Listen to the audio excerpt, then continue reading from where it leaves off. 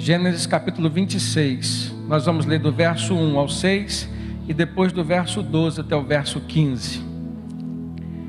O texto nos diz assim, amados: houve fome naquela terra, como tinha acontecido no tempo de Abraão, e por isso Isaque foi para Gerar, onde Abimeleque era o rei dos filisteus. O Senhor apareceu a Isaque e disse: não desça ao Egito, procure estabelecer-se na terra que eu lhe indicar. Permaneça nesta terra mais um pouco, e eu estarei com você e o abençoarei, porque a você e a seus descendentes darei todas estas terras e confirmarei o juramento que fiz a seu pai Abraão. Tornarei seus descendentes tão numerosos como as estrelas do céu, e lhes darei todas estas terras, e por meio da sua descendência todos os povos da terra serão abençoados, porque Abraão me obedeceu e guardou os meus preceitos, meus mandamentos, meus decretos e minhas leis. E assim Isaque ficou na terra de Gerar. Isaque formou lavoura naquela terra, e no mesmo ano colheu a 100 por um, porque o Senhor o abençoou. O homem enriqueceu e a sua riqueza continuou a aumentar, até que ficou riquíssimo, e possuía tantos rebanhos e servos que os filisteus o invejavam. E estes taparam todos os poços que os servos de Abraão, pai de Isaque, tinham cavado na sua época, enchendo-os de terra. O texto vem narrar um pouco da história de Isaque, mas num dos momentos da sua vida em que ele já estava estabelecido, não só a nível familiar, como também a nível econômico e financeiro. Ele já tinha seus 2 filhos, Jacó e Esaú. E todos conhecem um pouco da história de Isaque. Nós sabemos que ele foi o filho da promessa que Deus tinha dado a Abraão, a promessa de ser pai de uma grande nação. E mesmo sendo Sara, a mãe de Isaque, estéril, naquele tempo, já de uma idade avançada, Deus fez um milagre naquela família, e ela pôde então dar à luz a Isaque. Isaque agora, já casado com Rebeca, vem enfrentar talvez as mesmas dificuldades que seu pai tinha enfrentado. Se nós olharmos no capítulo anterior, no capítulo 25, nós vamos ver que Rebeca era estéril também. E houve um momento de uma experiência espiritual com Deus muito profunda, em que Isaque orou ao Senhor para que a sua esposa pudesse ter filhos, e Deus o abençoou. E abençoou com 2 filhos gêmeos, Esaú e Jacó. E a partir então desse relacionamento com Deus, ele constrói a sua família, edificando-a sobre os princípios da fé. Mas mesmo para pessoas que têm fé, mesmo para pessoas que têm comunhão com Deus e desejam viver com Ele, muitas vezes as dificuldades batem na sua porta, chegam um dia na sua casa. E foi o que aconteceu com Isaque. O texto começa dizendo que houve fome na terra de Canaã, terra que Deus tinha dado a seu pai Abraão. E mesmo estando Isaque debaixo das promessas do Senhor, Deus estava provendo tudo aquilo que ele havia prometido, mas a Isaque, de uma certa forma, Deus estava permitindo que ele passasse por algumas experiências adversas. E assim nós aprendemos que muitas vezes nós estamos junto com Deus, caminhando com Deus, debaixo de promessas de Deus, mas isso não nos exime, nem nos exclui de algumas experiências de adversidades, as quais são inerentes a esta vida aqui. Então houve uma seca naquela cidade, naquela região, e Isaque, como um chefe de família, tendo que prover sua esposa, seus filhos, ele se vê numa situação de quem tinha que tomar uma determinada atitude. Então ele procura um local para ficar, ele vai para a terra de Gerar. Era uma terra dos filisteus, mas ali ele se estabelece, ali ele ouve Deus falar com ele, e ali ele começa a cultivar suas próprias experiências com o Senhor. Diante da necessidade de prover a sua família, até mesmo de ver aquilo que era a promessa de Deus para a vida dele, de ser próspero, de ser abençoado, ele começa a ter que cavar poços. E aí então ele começa a enfrentar outras dificuldades que a vida vem lhe apresentar. Os seus vizinhos não eram bons para com ele. E eles então começaram a tentar Isaque, de forma que Isaque se retirasse daquela região. Isaque então começa a desenvolver um relacionamento não só com os seus vizinhos de uma forma estranha e negativa, mas aquela dificuldade fez com que Isaac se aproximasse mais de Deus e que cultivasse experiências espirituais mais profundas com o Senhor. A história começa, irmãos, no momento em que a seca chega a Canaã. Ele sai com a sua família, vai para essa terra chamada Gerar, e ali ele teve que reabrir os poços antigos que o seu pai, Abraão, tinha aberto naquele lugar. Só que depois que Abraão saiu dali, os filisteus foram lá e fecharam, entulharam aqueles poços. Então, Isaac teve o trabalho de reconstruir, de reabri-los. Mas Deus apareceu a Isaac, de uma certa forma lhe dando um conforto e um consolo naquele momento de dificuldade. E eu creio que Deus ainda age desta forma nos dias de hoje. Deus não é um Deus alheio às dificuldades e às adversidades dos seus filhos. Davi, no Salmo 139, ele diz: Senhor, tu me sondas e me conheces, tu sabes do meu deitar, do meu levantar, ainda a palavra não vem à minha boca, tu já a conheces, Senhor. Deus nos conhece no mais profundo do nosso ser. E todas as vezes que nós nos sentimos inseguros, diante de situações como essa, por exemplo, o lugar mais seguro que nós podemos encontrar respostas é na presença do Senhor. E a presença do Senhor na nossa vida, irmãos, pode se dar de duas formas. Quando nós o procuramos, e Deus disse: buscar-me-eis e me achareis, quando me buscardes de todo o vosso coração, serei achado de vós, assim diz o Senhor. Ou quando o próprio Deus nos procura e se revela a nós. A Bíblia mostra várias experiências em que Deus procurou os seus servos, Deus procurou os seus filhos e se revelou a eles. Nesse caso, Deus viu a necessidade de Isaac, a situação que ele estava passando, uma limitação financeira muito grande. Toda a economia daquele tempo girava em torno da agricultura, do rebanho agropecuário. E com seca, nada se desenvolvia. Imagina agora a situação de Isaac, irmãos. Ainda mais sabendo que tinha as promessas de Deus sobre sua vida. Eu penso que às vezes isso vem ainda a se repetir na vida de muitos crentes. Sabemos que temos promessas do Senhor, sabemos que elas vão de se cumprir porque foi Deus quem prometeu e Ele é fiel. Mas às vezes, diante das dificuldades que nós enfrentamos, dá uma vontade de desistir. Muitas vezes nós pensamos em parar, em paralisar aquilo que é um plano de Deus para nós. E eu tenho certeza que talvez esse pensamento, ou algo próximo a isso, passou pela mente de Isaac. E isso fez com que Deus se aproximasse dele. E o texto diz que Deus apareceu a ele e lhe deu 2 direcionamentos. O primeiro deles, Deus falou: não desça ao Egito, procure estabelecer-se na terra que eu lhe indicar. E eu vejo que esse direcionamento de Deus fazia, de uma certa forma, a prova da fé de Isaac. Da mesma maneira que Deus provou a fé de Abraão quando disse: deixa a tua terra, a tua parentela e vai para uma terra que eu ainda te mostrarei. Agora, de uma forma diferente, mas com uma certa semelhança, o contexto era diferente. Abraão tinha a segurança familiar, Abraão tinha a estabilidade econômica e financeira, estava indo tudo bem no campo material da sua vida, mas no lado espiritual não estava bom assim. Ele vivia numa terra idólatra e isso o incomodava. E Deus então o convidou a sair para uma terra que ele ainda haveria de mostrar. No caso de Isaac, Deus o convidou a ir para uma terra que ele ainda haveria de mostrar. Mas a situação de Isaac era uma situação difícil. Ele não tinha a estabilidade financeira, econômica, que o seu pai Abraão tinha no momento em que foi chamado por Deus. Então, de uma certa forma, era mais fácil para Isaac do que para Abraão.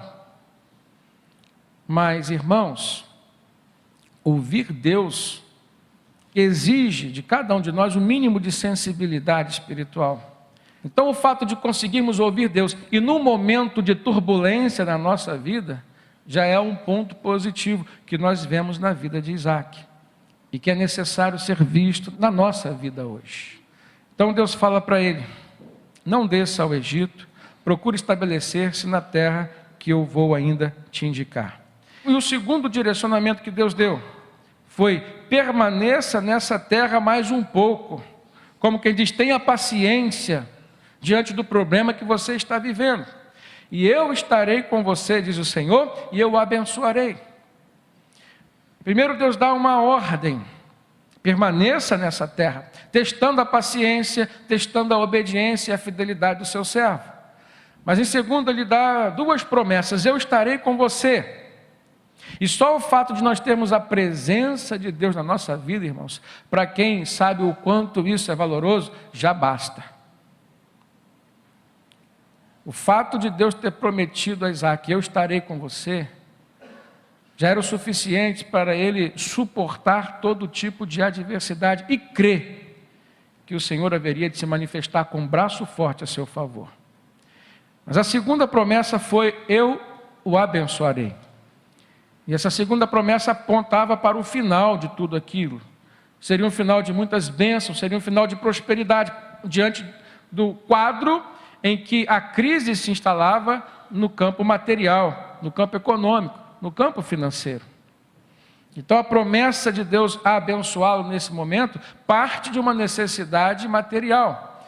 Mas quando Deus diz: eu vou te abençoar, quando Deus diz: você vai prosperar, a visão espiritual de Deus, ela não se limita, irmãos, ao campo físico, ela abrange todos os campos da nossa vida. Até porque a prosperidade de Deus, ela é tão mais profunda e mais completa do que a nossa interpretação de prosperidade. Quantas e quantas vezes nós temos distorcido e diminuído a prosperidade prometida por Deus, limitando-a ao campo financeiro, ao campo econômico, e muitas vezes nos frustramos, porque uma verdade está na Bíblia: a bênção de Deus, ela é real, é verdadeira, e se muitas vezes a prosperidade financeira na sua vida vai te levar a um caos, por exemplo, familiar, a um caos sentimental, ou a um pecado que vai condenar a sua vida no campo da espiritualidade, Deus não vai permitir que você prospere financeiramente. A condição estabelecida por Deus para nos dar uma prosperidade, irmãos, integral, é a obediência. Por isso ele testa a capacidade de Isaac de obedecer. Ele diz: permaneça, suporte mais um pouco, fique nessa terra, eu estarei com você, tenha paciência e calma, e no final tudo vai dar certo. Na verdade, Deus estava cumprindo em Isaac as suas promessas dadas a Abraão, seu pai. Se olharmos no versículo 3, Deus continua falando com ele: porque a você e seus descendentes eu darei todas estas terras, e confirmarei o juramento que fiz com o seu pai Abraão. No versículo 30, Deus diz por que estava naquele momento cumprindo o juramento que tinha feito Abraão. Ele diz assim: porque Abraão me obedeceu e guardou os meus preceitos, meus mandamentos, meus decretos e minhas leis. E diante dessa palavra de Deus, Isaac também obedeceu ao Senhor. Não é difícil, irmãos, por exemplo, para um filho seguir os caminhos do pai, quando ele vê Deus abençoando a vida do seu pai. E quando ele ouve Deus dizendo e dando testemunho, como foi o caso de Isaac. Então, apesar de estar tudo difícil para ele, apesar das dificuldades que ele estava enfrentando, o fato de Deus ter se manifestado a ele, ter falado da aliança que tinha feito com seu pai Abraão, ter prometido estar com ele até o fim e lhe abençoar, foi naquele momento, no mínimo, irmãos, uma palavra de consolação, de conforto, de motivação, de esperança, e que foi incrementar, de uma forma muito grande, alguém que tinha ainda muitas experiências para viver na presença do Senhor. Nós hoje não podemos negligenciar o fato de termos um Deus que se preocupa conosco, Não podemos negligenciar esse coração maravilhoso de Deus que nos procura muitas vezes para falar conosco e nós não ouvimos. As coisas começaram a dar certo na vida de Isaac, a partir do momento em que ele ouviu a voz do Senhor. E eu aprendo a partir dessa história que a obediência sempre faz parte das condições apresentadas por Deus para que Ele possa derramar suas bênçãos sobre a vida dos seus filhos. No Salmo 81, nós encontramos a experiência de Asaf, enquanto chefe de família. E esse salmo foi escrito pela família de Asaf. E em meio a este salmo, a partir do verso 11, eles declaram algo que o Espírito Santo vem revelar como sendo o sentimento de Deus. Diz assim: mas o meu povo não quis ouvir-me, Israel não quis obedecer-me. Por isso eu os entreguei ao seu coração obstinado, para seguir os seus próprios planos. É Deus se lamentando por conta de ter um povo desobediente. Ah, se o meu povo apenas me ouvisse, se Israel seguisse os meus caminhos, com rapidez eu subjugaria os seus inimigos e voltaria a minha mão contra os seus adversários. No verso 16 ele fala assim: mas eu sustentaria Israel com o melhor trigo, e com o mel da rocha eu o satisfaria. Esse sempre foi e sempre será o desejo de Deus para nós. E a lamentação de Deus muitas vezes quando nos vê diante de uma dificuldade que foi causada pela nossa negligência e desobediência, é que Deus falou lá atrás, Deus nos avisou, e nós não ouvimos. Em Deuteronômio 28, agora, dentro de uma experiência e uma perspectiva vivida por Moisés, nós vamos ver também Deus falando por meio do profeta: todas estas bênçãos virão sobre vocês e os acompanharão, se vocês obedecerem ao Senhor, o seu Deus. Vocês serão abençoados na cidade, serão abençoados no campo. Os filhos do seu ventre serão abençoados. Preste atenção que a bênção de Deus, ela alcançava os filhos de geração em geração. E o que nós estamos vendo, algo vivido por Isaac, retrata justamente essa promessa de Deus, de abençoar os filhos dos filhos daqueles que têm aliança com Ele. Então vemos um Deus que nos abençoa de forma integral, mas é necessário que nós sejamos obedientes. Você tem percebido alguma coisa na sua vida acontecendo e que você esteja sentindo um desconforto causado por uma insegurança que vem, talvez por um sentimento de que você desobedeceu ao Senhor lá no passado? Não chega a ser um remorso por algo errado que você fez, é diferente. Mas é aquele sentimento de uma dívida não paga. Um incômodo que vem do nosso interior, como quem deseja estabelecer um relacionamento com Deus para desfrutar da sua segurança, da sua companhia, da sua intimidade, mas parece que ficou algo pendente. Você já sentiu isso na sua vida? Você está sentindo isso hoje? Volte-se para Deus em oração. Verifique o que foi e obedeça o Senhor. Nunca é tarde para um recomeço. E nós temos um Deus que na sua essência, na sua personalidade, Ele demonstra paciência e longanimidade. E Deus agiu assim como seus servos. E Deus age até os dias de hoje. Eu aprendo nesse texto que a promessa tinha sido dada. E Isaac sabia disso. Isso poderia trazer uma segurança, uma tranquilidade para ele. Mas, irmãos, grave uma coisa. Deus faz a parte dele quando nós fazemos a nossa parte. Se nesse caso a condição da bênção era a obediência, era necessário que Isaac obedecesse para que Deus o abençoasse. Verifica comigo no verso 12, Gênesis 26.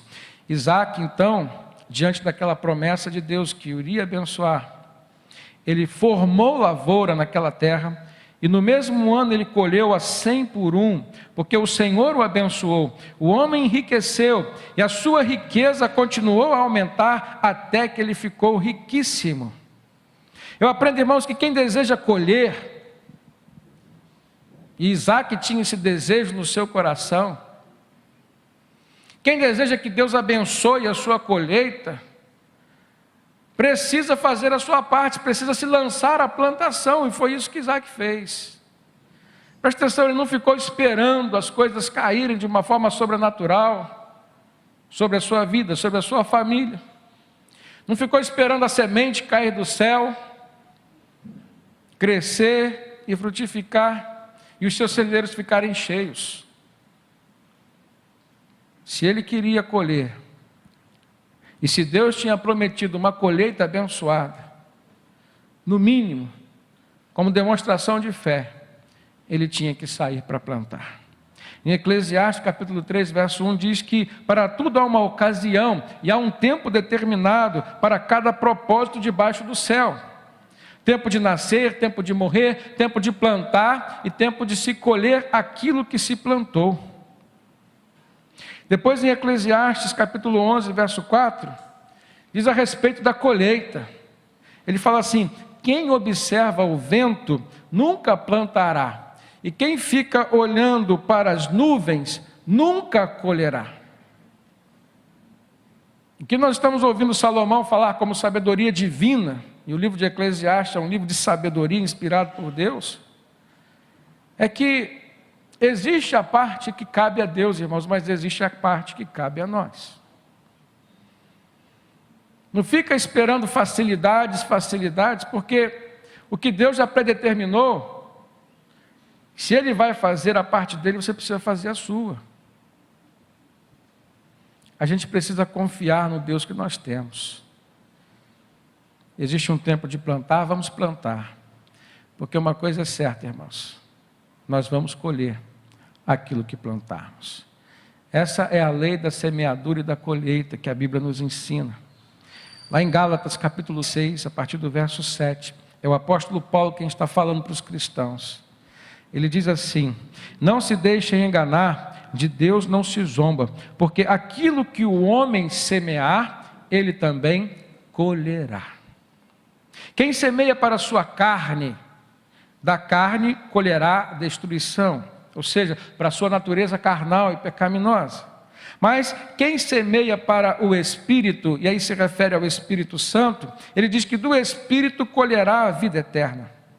E ele conclui dizendo: e não nos cansemos de fazer o bem, independente da situação e a quem. Não nos cansemos de fazer o bem, pois no tempo próprio nós colheremos, se não desanimarmos. A palavra de Deus é para nós hoje: não desista. Eu não sei qual é a dificuldade que você tem vivido, quais os problemas pelos quais você tem passado. Eu não sei, talvez, qual seja a angústia do seu coração hoje. Qual é a natureza do seu problema? A Bíblia está retratando um homem que tinha intimidade com Deus, que se chamava Isaac, que tinha promessa de Deus sobre a sua vida, promessas de bênçãos sobre bênçãos, de prosperidade integral, mas de um homem que estava vivendo uma crise. E Deus se manifestou na vida dele dizendo: tenha paciência e não desista, porque eu estou contigo e te abençoarei. É maravilhoso a gente ver o agir de Deus e conhecê-lo, experimentando esse lado tão maravilhoso do Senhor.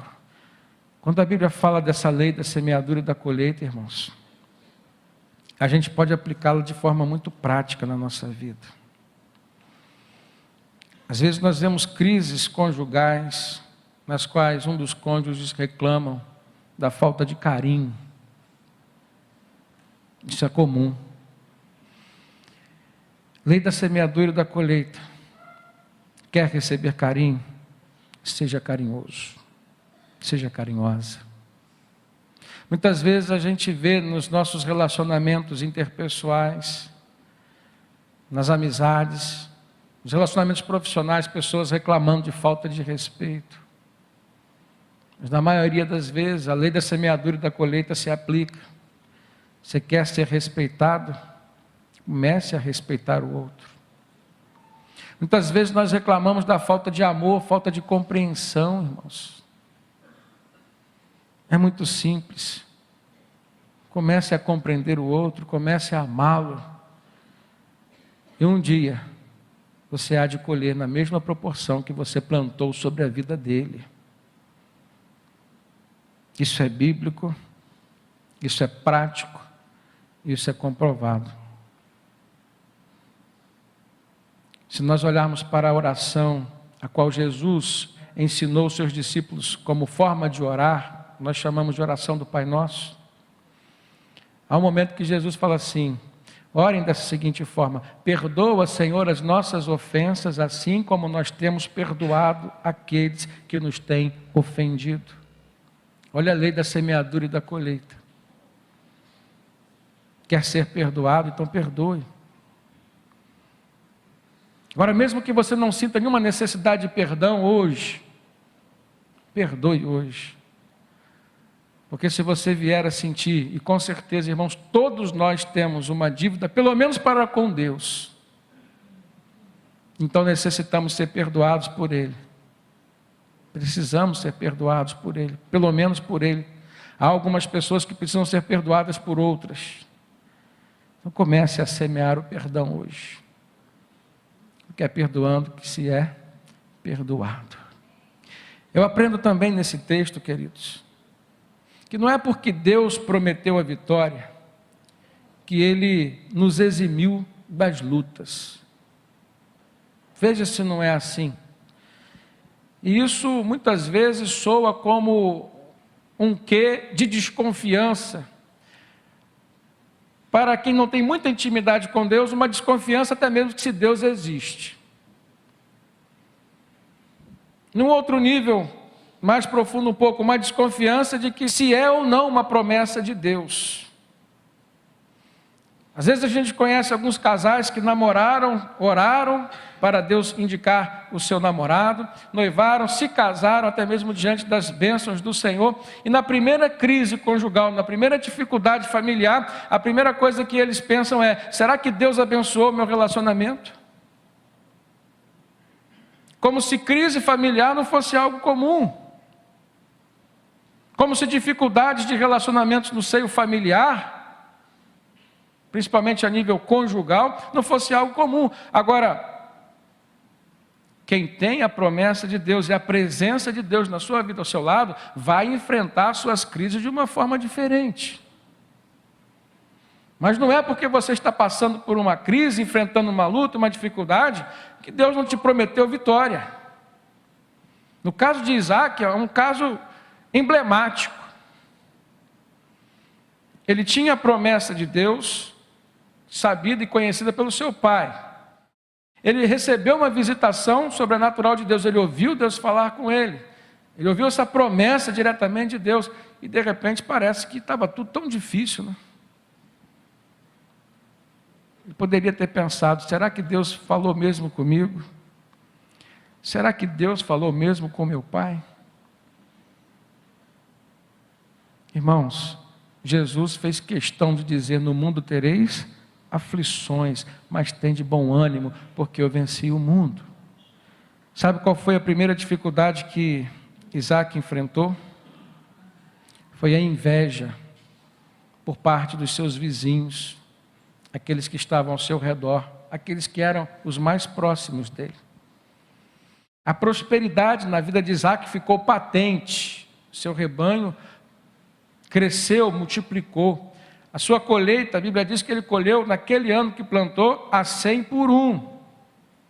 Só que o teu sucesso pode servir de motivação para que o teu próximo tenha uma fé semelhante à tua, que crê no mesmo Deus que você crê, e que venha a se esforçar para ter uma vida de santidade como você tem, de fidelidade como você tem. Ou o teu sucesso pode ser um reflexo da fragilidade do outro. E dependendo de como o outro olhar para você, para o teu sucesso, ele vai reagir de uma forma diferente. Lembrando que os povos dessa terra de Gerar eram os filisteus e não acreditavam em Deus, não há como esperar um resultado diferente desse. Eles tiveram foi inveja. E por conta daquela inveja, os pastores dos rebanhos vizinhos começaram a contender contra eles. Eles começaram a provocar Isaac. Provocar no sentido de que a presença de Isaac estava incomodando eles. O sucesso de Isaac, a fidelidade de Deus para com Isaac estava incomodando, porque estava estampando o fracasso da fé e de um relacionamento espiritual com um Deus que não existia, que era o Deus dos filisteus. Então eles foram convidados a se retirarem dali.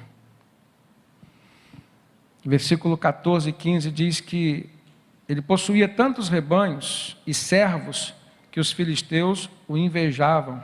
Estes então taparam todos os poços que os servos de Abraão, pai de Isaac, tinham cavado na sua época, enchendo-os de terra.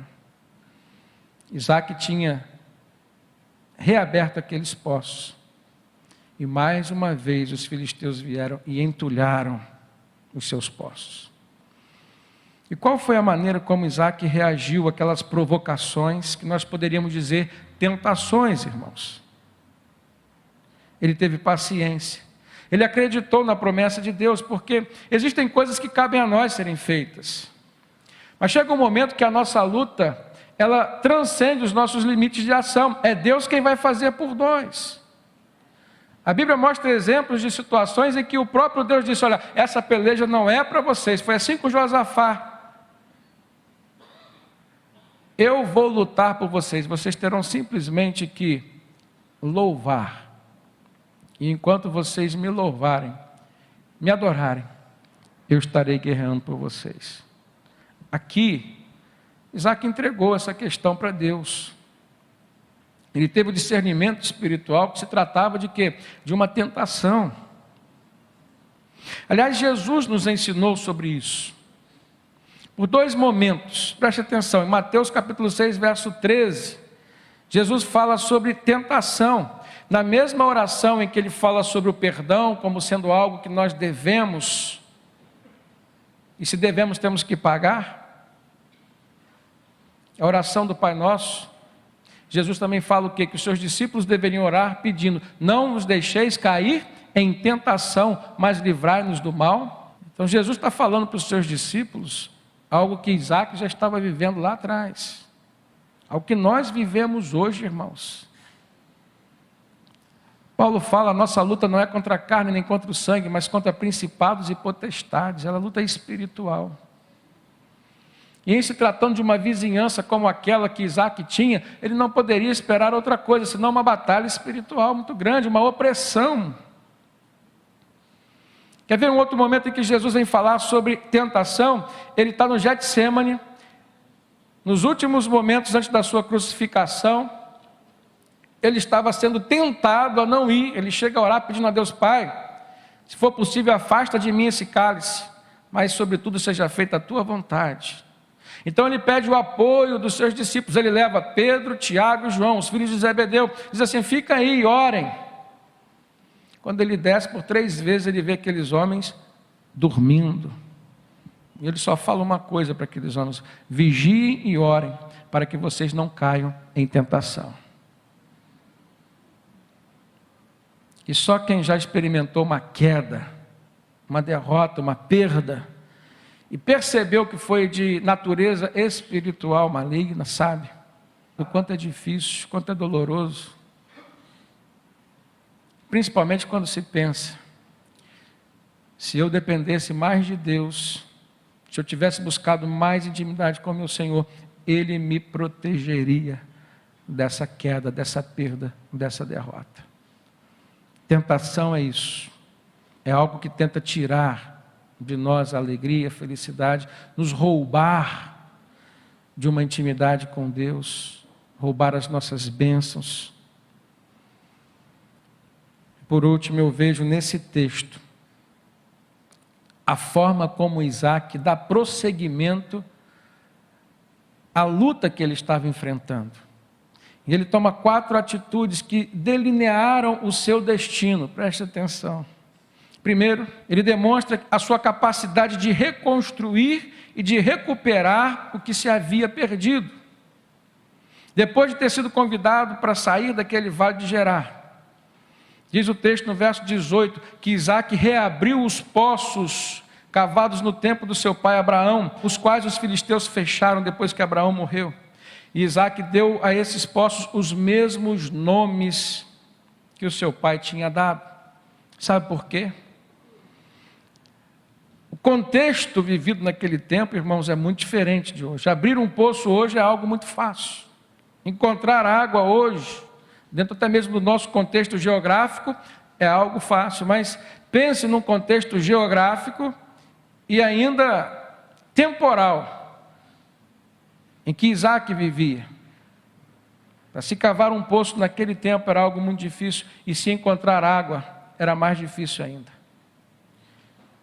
Então você alimentar sua família, seu rebanho, provê-los de água, era uma experiência com Deus, uma experiência de fé, era resposta de oração. E para cada poço aberto, Abraão tinha dado um nome. E sabe o que Isaac fez quando reabriu aqueles poços?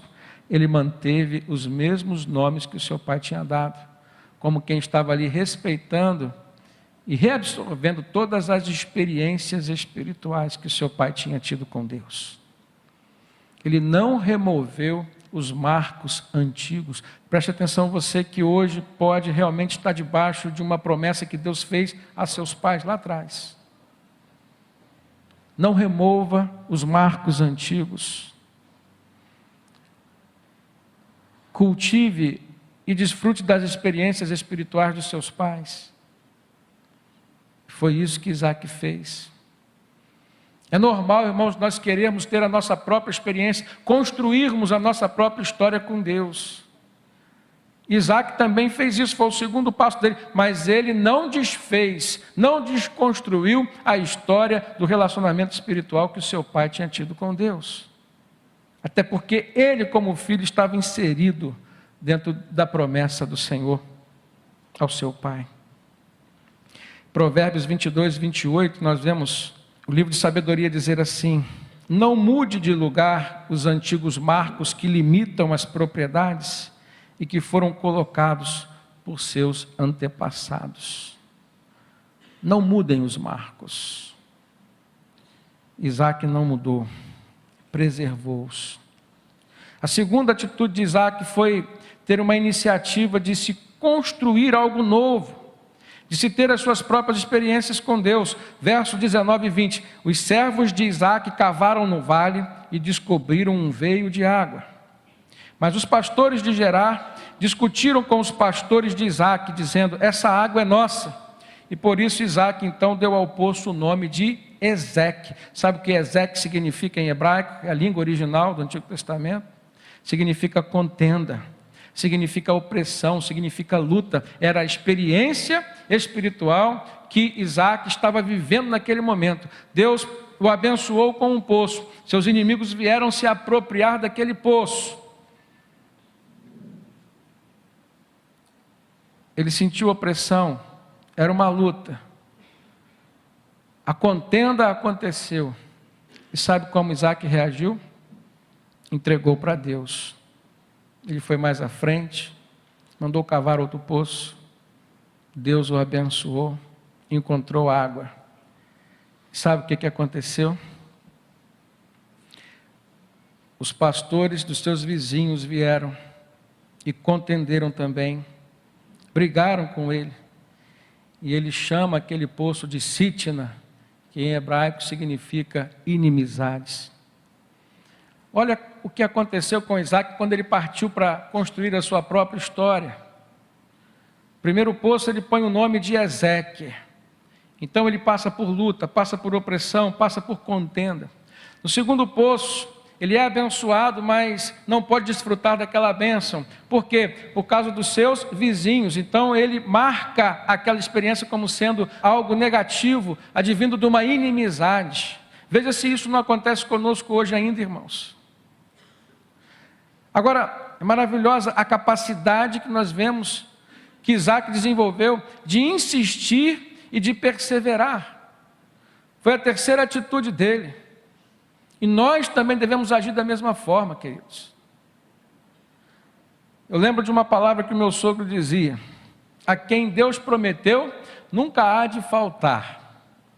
E havia uma segunda frase, que ele sempre falava nos momentos em que ele perdia alguma coisa e insistia.